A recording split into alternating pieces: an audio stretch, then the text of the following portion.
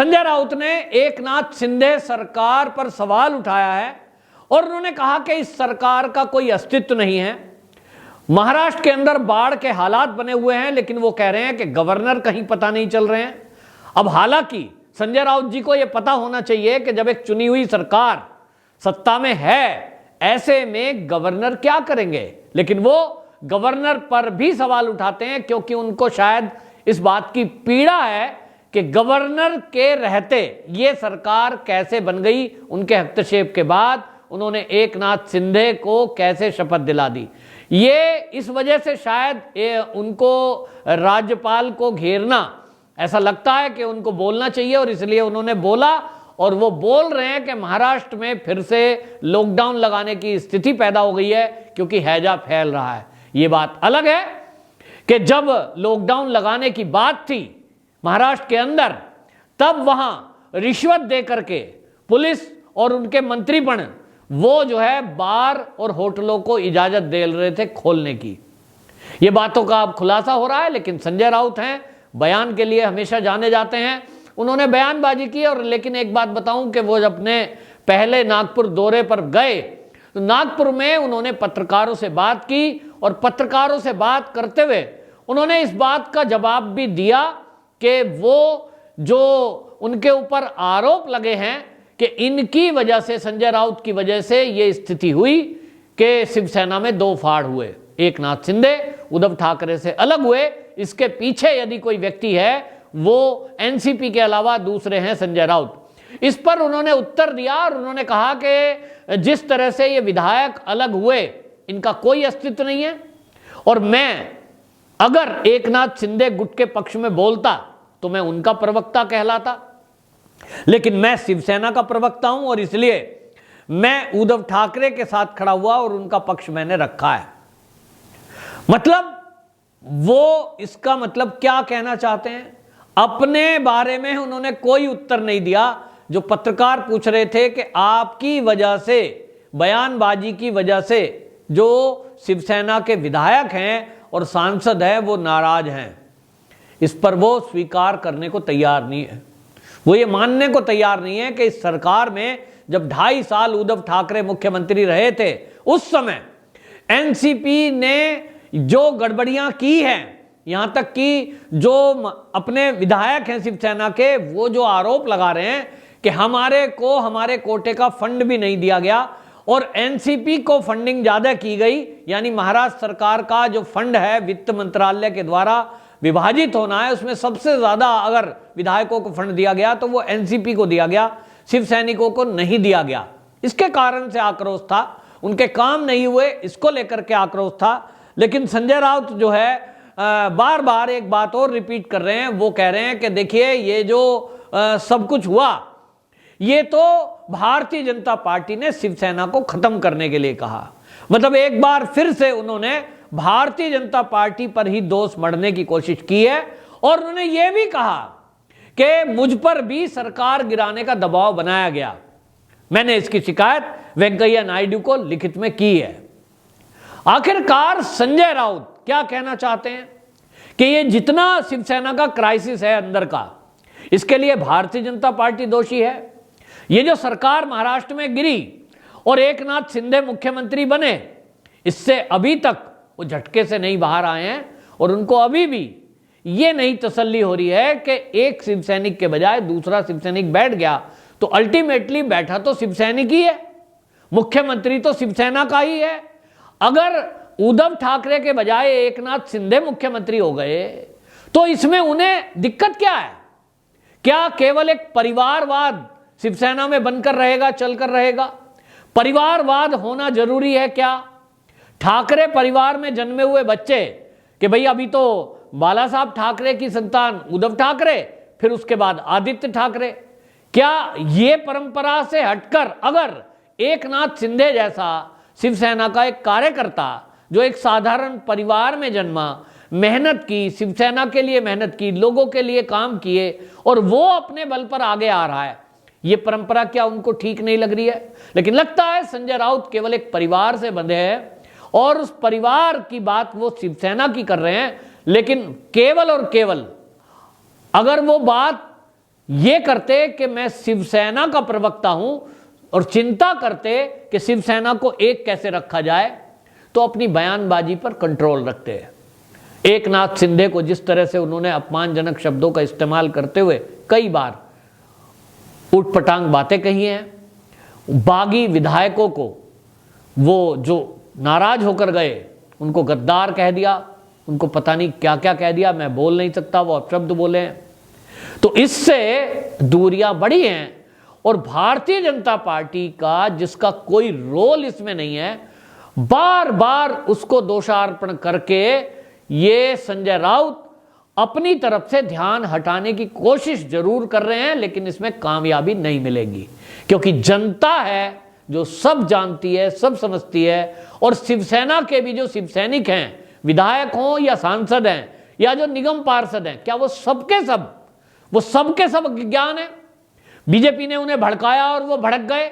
BJP ने उनको कहा था कि आप जनता में आकर बोलो, हमें फंड नहीं मिला, हमारी बात नहीं सुनी, उद्धव ठाकरे जी फोन नहीं उठाते थे। क्या ये सब झूठ है? ये भारतीय जनता पार्टी ने उनको पाठ पढ़ाया है? वो कोई दूध पीते बच्चे हैं शिवसेना के सांसद और विधायक? उनको पढ़ाया गया, उन्होंने ऐसा बोल दिया, पर एक्चुअल में ऐसा नहीं है। शिवसेना के ये संजय राउत कहना क्या चाहते हैं कि ये सब चीजें बीजेपी करा रही है। उद्धव ठाकरे जी की सरकार जब 2.5 साल चली तो उसमें सब कुछ ठीक था, वो सबकी बात सुनते थे, सबका फोन भी उठाते थे, और शिवसेना के जितने लोग हैं, पदाधिकारी हैं, विधायक हैं, सांसद हैं, सबसे मिलते थे, उनको बराबर चिंता करते थे उनकी। और लेकिन बीजेपी भड़काने के लिए झूठ बोल रही है। तो भाई बीजेपी अगर झूठ बोल रही है तो ये जो विधायक और सांसद हैं ये सच बोल दें, ये बोले कि बीजेपी ने हमें भड़काया है। लेकिन संजय राउत, केवल संजय राउत ये बयानबाजी कर रहे हैं, बाकी कोई शिवसैनिक इस तरह की बात नहीं कर रहा। यहां तक कि उद्धव ठाकरे जी भी इस तरह की बात नहीं कर रहे कि बीजेपी हमारी सरकार गिराने में कोई उसने रोल निभाया है। तो फिर संजय राउत का ये बयान क्यों है? वो क्यों कह रहे हैं कि बीजेपी ने शिवसेना को तोड़ने के लिए ये सब किया है? क्या शिवसेना इससे टूट जाएगी कि अगर एकनाथ शिंदे उद्धव ठाकरे के बजाय मुख्यमंत्री बन गए तो? निश्चित रूप से नहीं, क्योंकि शिवसेना अगर टूटेगी तो वो शिवसैनिकों के व्यवहार के कारण टूटेगी, अपने कर्म के कारण टूटेगी। उद्धव ठाकरे जी को जब ये फॉर्मूला दिया गया है और अभी भी बात चल रही है कि आप भारतीय जनता पार्टी से पुराना रिश्ता कायम कर लीजिए, तो इसमें दिक्कत क्या है? भारतीय जनता पार्टी तो ये कह नहीं रही है और अब तो स्पष्ट कर दिया है कि बीजेपी को मुख्यमंत्री पद नहीं चाहिए, पद नहीं चाहिए, विचारधारा की लड़ाई है। और उस विचारधारा में यदि उनकी विचारधारा को, बीजेपी की विचारधारा को कोई इंप्लीमेंट कर सकता है तो वो किसी भी दल का क्यों ना हो, वो उसको मुख्यमंत्री बनाएंगे।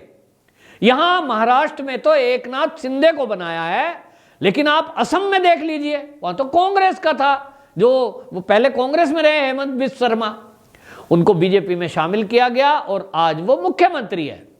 विचारधारा अगर कोई बीजेपी की चला रहा है तो बीजेपी ने असम से ये उदाहरण सेट किया कि हम उसको मुख्यमंत्री बना सकते हैं, अपने कार्यकर्ताओं को हम पीछे कर लेंगे।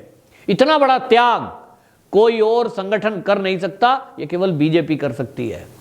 तो बीजेपी महाराष्ट्र में एकनाथ शिंदे को केवल इसलिए मुख्यमंत्री बनाती है क्योंकि उनको पता है कि एकनाथ शिंदे उनकी विचारधारा को आगे बढ़ाएगा। हिंदुत्व के मुद्दे पर यह सरकार गिरी उद्धव ठाकरे की, और हिंदुत्व के मुद्दे पर ही आगे बढ़ाने के लिए एकनाथ शिंदे को भारतीय जनता पार्टी ने अपना समर्थन दिया है। होना तो यह चाहिए कि पूरी शिवसेना, संजय राउत, उद्धव ठाकरे ये मिलकर के स्वागत करते और एकनाथ शिंदे को कहते भाई हमें गर्व है, तुम शिवसैनिक हो, ठीक है, अब हम तुम्हारे साथ हैं। 2.5 साल आपने शासन कर लिया, 2.5 साल आप एकनाथ शिंदे का समर्थन करें। और दोनों सरकारों में क्या अंतर है, दोनों मुख्यमंत्रियों में क्या अंतर है, जनता देखेगी, जनता तय करेगी, देख लेने दें। लेकिन ऐसा कहने के बजाय वो जो है आप इस तरह की बातें करें, सरकार पर सवाल उठाएं, ये सरकार तो चलेगी ही नहीं, ये तो 6 महीने में गिर जाएगी। अभी बनी हुई सरकार को आप अभी से गिराने की बातें करें और ये कहें एनसीपी के शरद पवार के चुनाव की तैयारी करो, मध्यावधि चुनाव कराए जाएं। उद्धव ठाकरे कहते हैं मध्यावधि चुनाव के लिए तैयार रहें, मध्यावधि चुनाव कराएं। क्यों जनता पर वोट डालना चाह रहे हो? एक सरकार यदि चुन गई, बन गई, भारतीय जनता पार्टी ने उनको समर्थन दे दिया, अब तो उनके पास बहुमत है और इसको चलने दो। आपको सत्ता का इतना क्यों है मोह कि आप ही को मुख्यमंत्री पद चाहिए? एक तरफ आप कहते हो कि साहब शिव सैनिक हैं, तो एक तरफ शिव सैनिक हैं और कहते हैं बाला साहब ठाकरे जी के पद चिन्हों पर चलने वाले हैं। तो बाला साहब ठाकरे जी ने तो त्याग और तपस्या सिखाई है, वो पद के लिए कभी भी वो लालायित नहीं रहे। और इसलिए अगर उनके पद चिन्हों पर चलने की बात होती तो आप कभी भी इस तरह की बयानबाजी ना करते।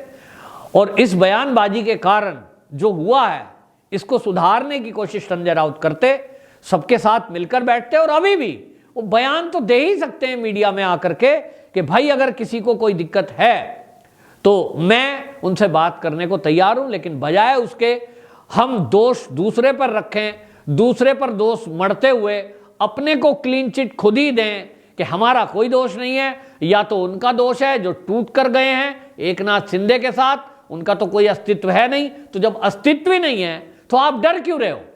जब उनका कोई अस्तित्व ही नहीं है तब फिर आप कह रहे हो वो तो सरकार ही बेकार है। तो आप थोड़ा धैर्य से देखो। अभी 2 फैसले उन्होंने किए हैं, एक तो पेट्रोल का रेट उन्होंने कम किया, फैसले पलट दिए हैं। औरंगाबाद का नाम आपने हड़बड़ किया था जिससे माहौल खराब हुआ, उसको उन्होंने पलटा है।